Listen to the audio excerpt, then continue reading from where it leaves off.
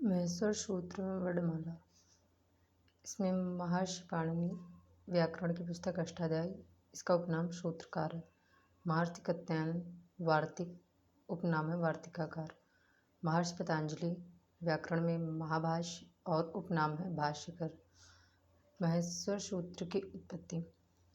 अन्य नाम इसको शिव सूत्र, प्रत्याहार सूत्र, वर्णसामान्य, अक्षरांश मान्य, महेश्वर सूत्र भी कहते हैं।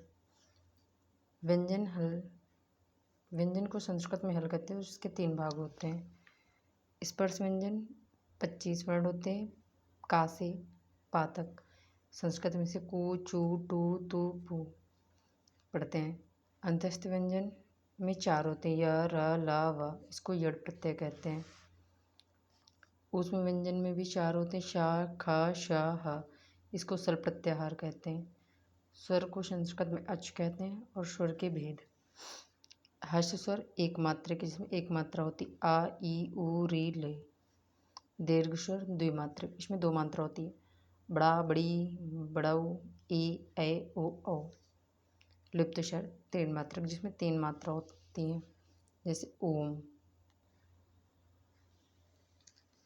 पाणिनि शिक्षा के अनुसार कुल वर्ण 63 या 64, स्वर 21 या 22 होते हैं, व्यंजन 33 होते, अन्य वर्ण 9 होते, अनुसार, विसर्ग, जिह्वा, मूल्य, उपमध्यमानीय आदि। भाषा अधिगम एवं भाषा अर्जन। इसमें विचार, भावना, अनुभव का आदान प्रदान करते हैं। इसकी 2 प्रक्रियाएं होती हैं, एक भाषा अर्जन, दूसरा भाषा अधिगम। पहले हम भाषा अर्जन को समझते हैं। ये स्वाभाविक प्रक्रिया है, ये सहज रूप से होती है। मातृभाषा सीखते हैं, हम इसमें मातृभाषा को सीखते हैं। और भाषा अधिगम ये नियोजित प्रक्रिया होती है, प्रयासपूर्ण होती है, दूसरी भाषा सीखते हैं इसमें।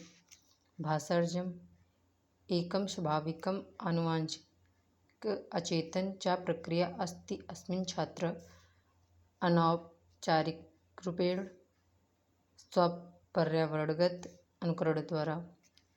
इसमें से ये और ये वर्ड इम्पोर्टेंट है। अर्जन मतलब घर में रहकर जो भाषा सीखते हैं उसे हम भाषा का अर्जन कहते हैं।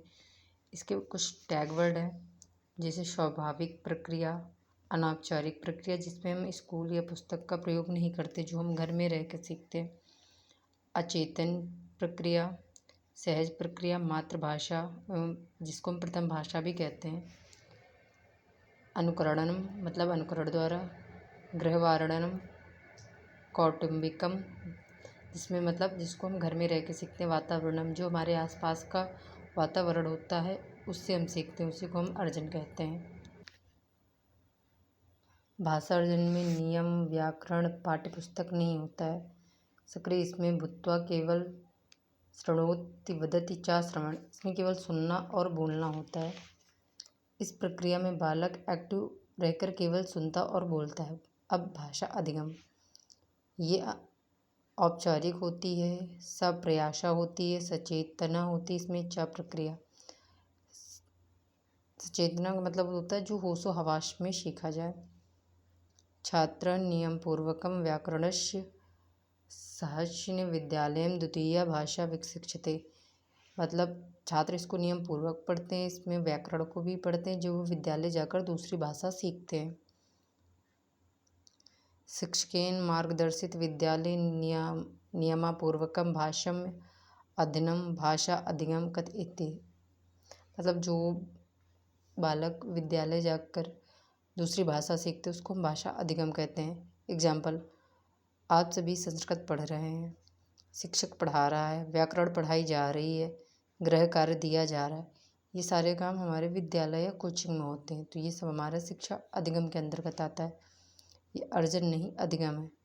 अधिगम के अंतर्गत जैसे विद्यालय, कोचिंग, नियम, पाठ्यपुस्तक जो इसमें आते हैं वो सारे हमारे अधिगम होते हैं। अब अधिगम के टैग वर्ड, जैसे औपचारिक प्रक्रिया जैसे स्कूल, फीस, टाइम टेबल आदि। सप्रयासा मतलब जिसमें दिमाग लगाना होता है, जिसमें बच्चा स्वयं प्रयास करता है। सचेतन प्रक्रिया, वह प्रक्रिया जिसमें बच्चा पूरे होशो हवास में सीखता है। सेकेंड, लैंग्वेज, मतलब इसमें बच्चा दूसरी भाषा सीखता है, अपनी मातृभाषा के अलावा भी दूसरी भाषा। इसमें व्याकरण प्रधान, इसमें बच्चों को व्याकरण पढ़नी पड़ती है, उसके नियमों को समझना पड़ता है। विद्यालयीन वातावरण, जो हमारे विद्यालय का वातावरण होता है। अभ्यास प्रयास, इसमें बच्चे को बार बार अभ्यास भी करना पड़ता है और प्रयास भी करना पड़ता है। अधिगम के कुछ टी पॉइंट होते हैं, जैसे शिक्षक, पाठ्यपुस्तक, शिक्षण सामग्री, मूल्यांकन, ये सब हो तब वो शिक्षा मतलब भाषा अधिगम है। और जिसमें ग्रह हो, मातृभाषा हो, हमारा शिक्षा अर्जन है, मतलब भाषा अर्जन है। इसमें 4 कौशल होते हैं। श्रवण मतलब सुनना, भाषण मतलब बोलना, पठन पढ़ना, लिखना। मदर मतलब जो मातृभाषा से रिलेटेड हो वो अर्जन, जो टीचिंग या टीचर से रिलेटेड हो वो अधिगम। इसमें अंतर, आधार भाषा अर्जन और भाषा अधिगम। इसकी प्रकृति, भाषा अर्जन की प्रकृति जन्मजात और आंतरिक होती है, जबकि भाषा अधिगम की अर्जित और बाह्य होती है। स्थान, इसको हम गृह और समाज में रहकर सीखते हैं भाषा अर्जन को। भाषा अधिगम को हम विद्यालय या कोचिंग में रहकर सीखते हैं। इसका स्थान, भाषा अर्जन का स्थान गृह और समाज होता है, उसका विद्यालय और कोचिंग होता है। शिक्षक, इसमें हम शिक्षक हमारे माता पिता और मित्र होते हैं, और अधिगम में भाषा शिक्षक होता है, भाषा और शिक्षक। इसमें त्रुटियों को टोकते नहीं हैं बल्कि सहज करके सुधारते, इसमें गलतियाँ सुधारी जाती हैं। भाषा अर्जन में व्याकरण में किसी पुस्तक की कोई आवश्यकता नहीं होती, बल्कि अधिगम में हमें बुक की आवश्यकता होती है। अर्जन मतलब कि घर में मोबाइल को देखकर जो सीखते हैं या प्राकृतिक चीज़ों से जो हम सीखते हैं वो हमारा अर्जन होता है। अधिगम स्कूल में, कोचिंग में औपचारिक तरीके से जो सीखते हैं वो हमारा अधिगम होता है। भाषी 3 मनोवैज्ञानिक, इसमें 3, नॉम चॉम्स्की, इसको एलईडी का जादूगर कहते हैं, मतलब भाषा अधिग्रहण क्षमता, लैंग्वेज इक्वेशन डिवाइस, ये जन्मजात होती है। सार्वभौमिक व्याकरण प्रतिपादन, मतलब जो हमारे नोम चॉम्स्की जी थे वो बोलते थे कि बालक के अंदर ही जन्मजात एक डिवाइस होती है जिसका नाम उन्होंने एलईडी रखा था। अब लेव वाइगोत्स्की, ये इन्होंने कहा है समाज ही सब कुछ है। इसमें भाषा विकास सामाजिक अंतःक्रियायाः प्रधानम अस्ति बालकेन समाजेन स संवादम कृत्वा शिक्षते, मतलब कीवर्ड सीधा समाज, और जब अंतःक्रिया संवाद है मतलब वो हमारा वाइगोत्स्की से रिलेटेड है। जीन पियाजे ने बताया कि पहले हमारे विचार आते हैं, फिर उसके बाद भाषा आती है। जीन पियाजे ने भाषा को संज्ञानात्मक विकास बताया है। इसमें आत्मसात्करण मतलब सेल्फ स्टडी, सामंजस्य मतलब किसी की हेल्प लेकर कुछ करना। इसमें देखो निगेटिव टैग वर्ड है, जिसमें कंठ स्थनीकरण मतलब रटने की बात की जाए वो हमेशा हमारा गलत होगा।